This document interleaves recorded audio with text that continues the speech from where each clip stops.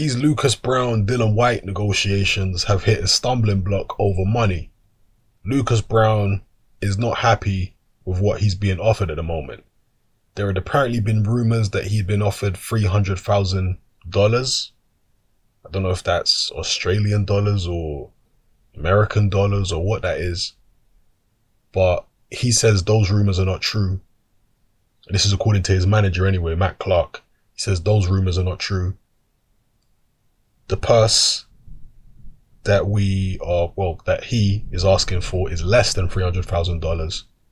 And yeah, that's basically it. I'm not going to go through all the quotes from Browne's team, but they're just not happy with what they're being offered at the moment, money-wise. The fight is tentatively penciled in for March 24th in the UK, obviously.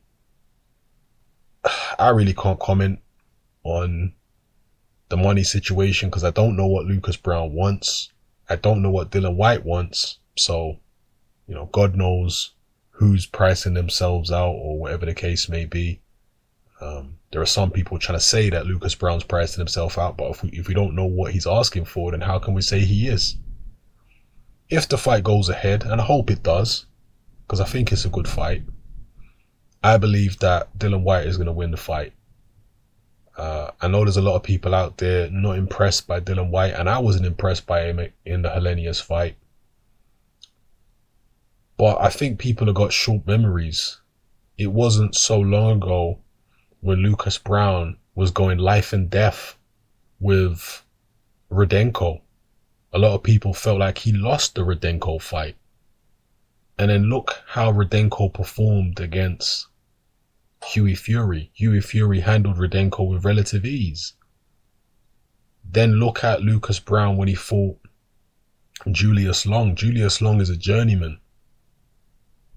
And Lucas Browne struggled with Julius Long.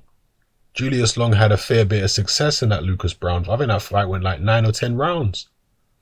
Julius Long had a fair bit of success against Lucas Browne. To put it in perspective, Julius Long is a guy who was knocked out in 2 rounds by Audley Harrison about 10 years ago.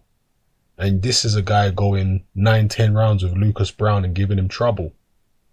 And then Lucas Browne gets in with Ruslan Chagaev, a fat old Ruslan Chagaev, who's only, 6 feet tall, terribly out of shape.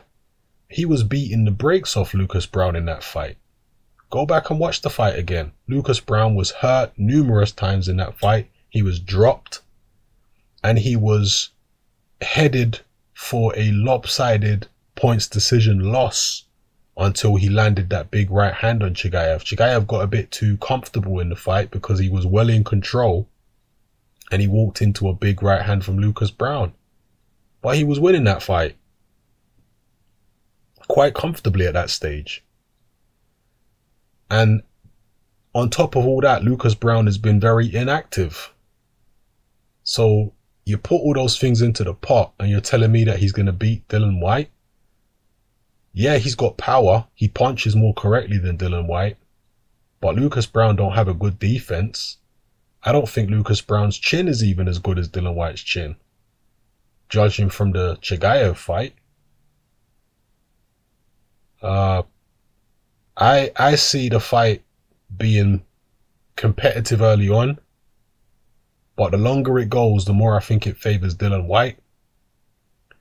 And I think he, if the fight goes ahead, is probably going to win on points. I think the longer it goes, maybe the less entertaining it will become when Whyte settles down into his boxing. And I just think he'll peck and poke away and just be a bit more accurate than Lucas Browne with his jab. And yeah, I see him winning the fight on points. I could be wrong, of course.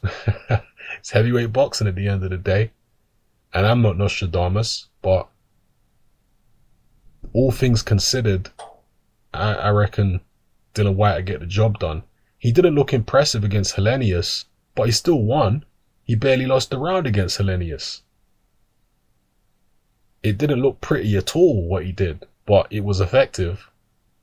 And apart from Anthony Joshua, he's found a way to get the job done in every fight he's been in. Okay, the Chisora fight was close, but it was close. You know, people saying it was a robbery and all that kind of stuff is silly. You go watch that fight, that's a close fight.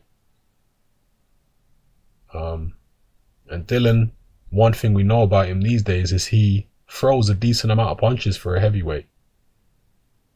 The Helenius fight was basically him winning on pure work rate. The quality of his punches was terrible, but the work rate was there. He was consistently throwing shots all the way through the fight, even in the 12th round.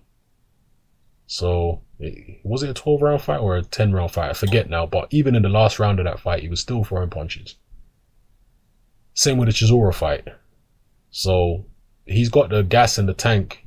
He can do the rounds, and he's been more active in long fights more recently than Lucas Browne has, and that will stand him in good stead, I think, if and when that fight takes place. I expect Dillian Whyte to win on points if that happens. Lucas Browne has also been known to cut in fights.